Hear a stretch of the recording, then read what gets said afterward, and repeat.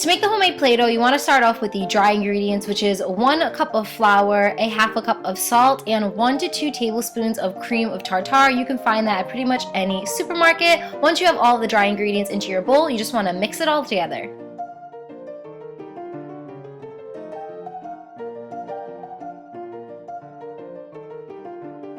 Decide what color you want your Play-Doh to be. To a hot cup of boiling water, you want to add in about 3 to 4 drops of food coloring and mix it all together. Then to your dry ingredients, you want to add in 2 tablespoons of vegetable oil and your water with your food coloring. And again, mix it all together.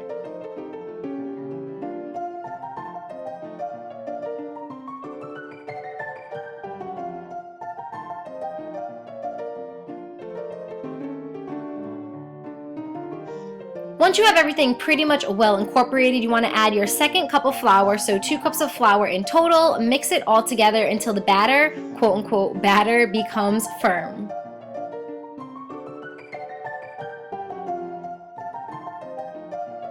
And now for my favorite part of this entire process, the kneading of the Play-Doh. Take out your Play-Doh from the bowl and place it on a flour down flat surface and just knead it like you are kneading dough.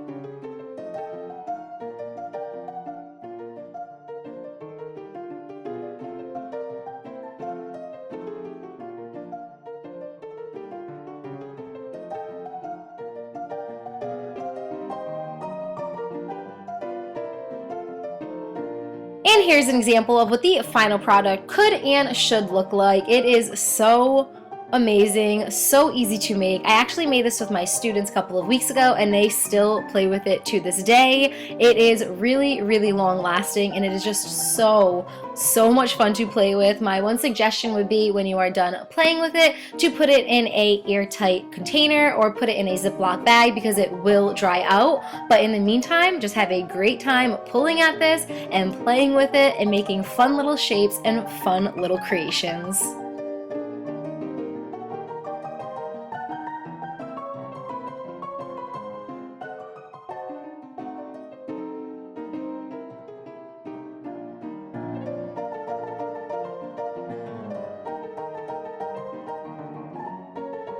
Next up, DIY lava lamps. This project is hands down the easiest and the quickest DIY in this entire video. All you want to do is take a bottle and fill it about 3/4 of the way up with oil and then fill up the other 1/4 with water. Then you just want to take some food coloring, drop in about 4 to 5 drops of whatever color you want your lava lamp to be, and finally take some Alka-Seltzer tablets, crush them up, and just pour them into the bottle and watch the magic happen.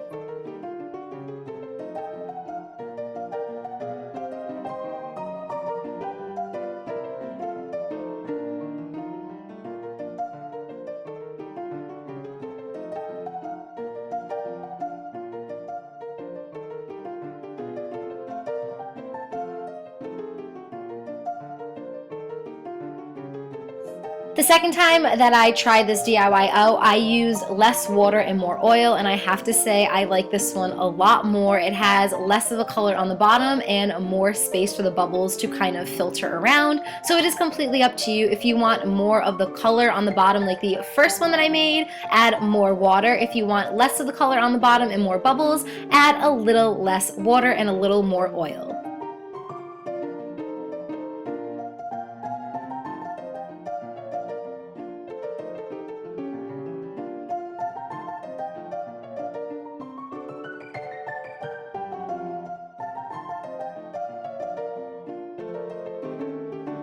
Fluffy slime time. For this DIY, you're just going to need a bowl and some glue with PVA in it. I prefer the Elmer's brand. To the glue, you want to add in 1 tablespoon of water, and then you're also going to want to add in 1 to 2 tablespoons of lotion. The lotion will really help with the stretchiness of the slime.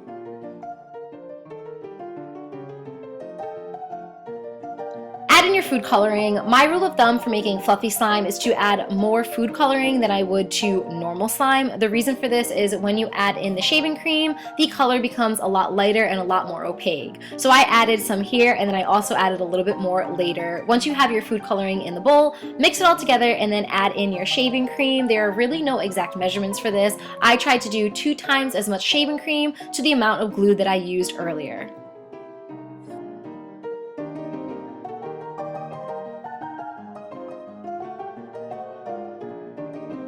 And like I just mentioned previously, I added a little bit more food coloring because I wanted the slime to be purple, and when I added in that shaving cream, it became more of a pastel pink color. To finish this slime off, you just want to add in a slime activator. I would kind of advocate against borax because it's just really dangerous for your skin. Instead of using borax, I am using Staflo, which is like a laundry detergent.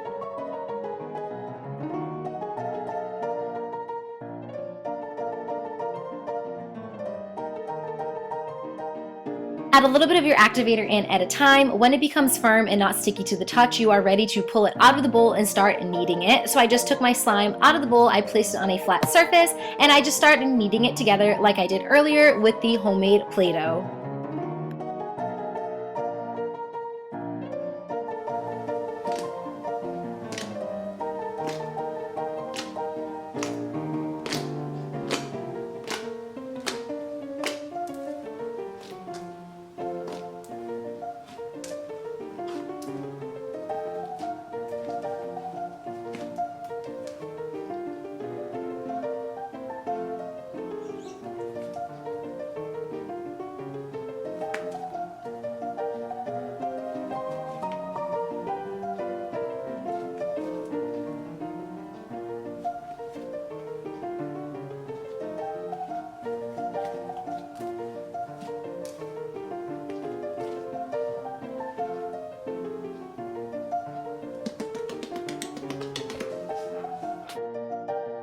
There's just something oh so magical about playing with slime. I am obsessed with it, and I hope that you guys like this recipe as much as I did.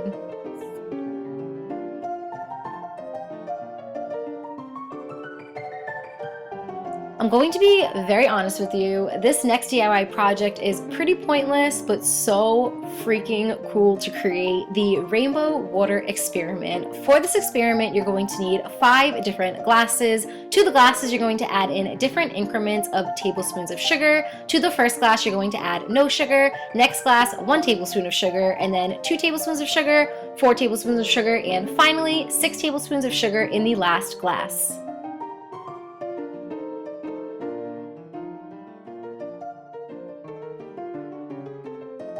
To all of the glasses, with and without sugar, you want to add in 1 cup of hot boiling water, and then you just want to mix it all together so that the sugar starts to dissolve.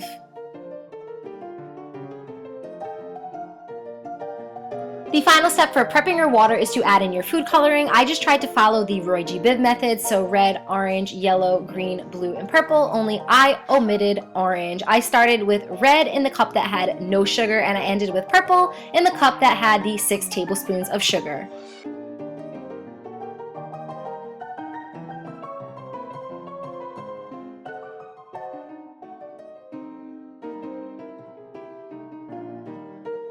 Now for the most visually appealing part of this process, the layering of the rainbow water. For this, you want to add the most dense water on the bottom. So for me, that would be the purple because it had the 6 tablespoons of sugar, all the way up to the least dense water on the top. And again, for me, that is the red water because it has no sugar in it at all. My one little suggestion for this would be to get a syringe or to get a little dropper when adding this in, so you're not squirting the water and mixing it all together. You're just putting little droplets in at a time so it really separates nicely.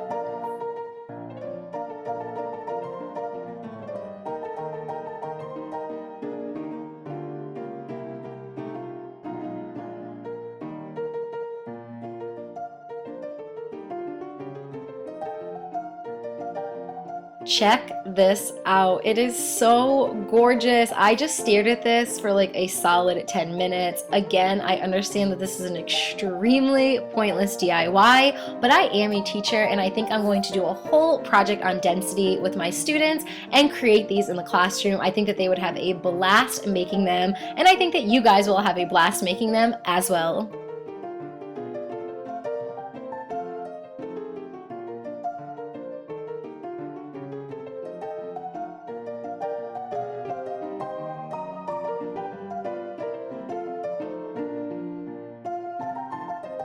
Hooray for homemade bath bombs. To a bowl, you want to add in 1 cup of baking soda, a half of a cup of citric acid, I found mine on Amazon, and a half of a cup of Epsom salt. Those are all the dry ingredients that you need. You just want to whisk them all together and mix it up until everything is very, very well incorporated.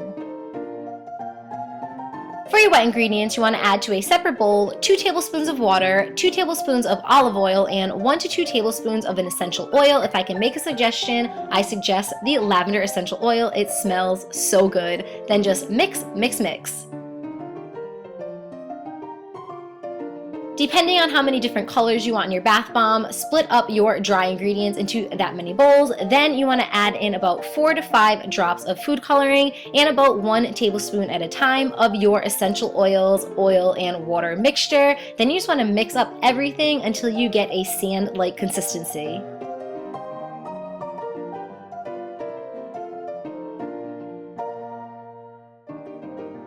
The final step is just to prep and fill your bath bomb molds. I got my molds off of Amazon.com. They were $8.99 for a pack of 4, so it was well worth the money. Take a bunch of the different colors that you created and just pack them tightly, tightly, tightly inside of the molds. Then press the 2 molds together and squeeze like you have never squeezed before. You want to make sure that this is very, very tightly packed inside.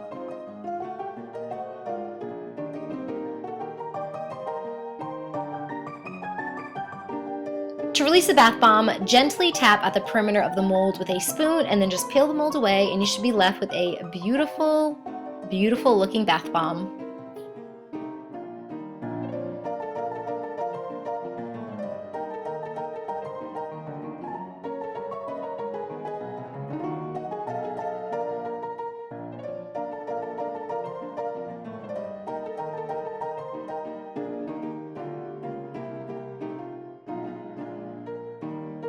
And voila, your very own Lush-inspired bath bombs that you can make in the comfort of your own home for a fraction of the price. Seriously, what is better than that?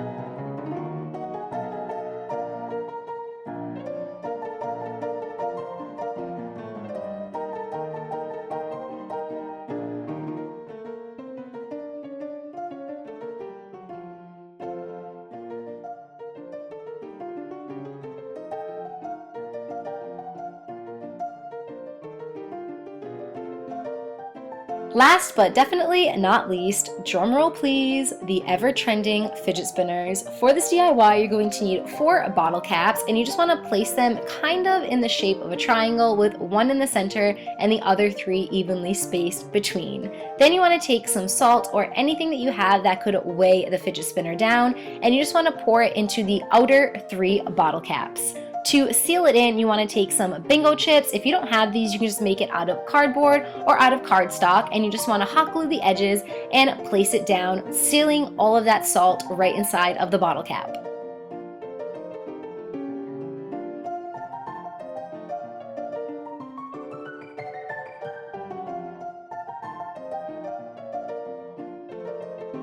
If you would like your fidget spinner to be a specific color, now is the time to paint it or to spray paint it. You'll also need to seal in that middle bottle cap, so just cut out a circular item. I am using the plastic from a bottle cap. If you don't have plastic, you can use cardboard or again cardstock, and just cut it out to size. Then I decided to spray paint it pink as well so it would match the rest of my fidget spinner. Using an X-Acto knife or a pointy object, you want to cut a hole right into the center of that middle bottle cap, as well as right into the center of that final circular piece that you just created, and then you want to hot glue it together. You want to make sure that that circle is big enough and roomy enough to fit toothpick. The last step is to take 2 foam circular pieces that are about the same size as your bottle cap and carve out a little hollow section to hot glue in a toothpick. Cut your toothpick down to size and then just hot glue it all together. So I did a foam piece, toothpick, and then another foam piece, and this is what you're going to be using as your bearing.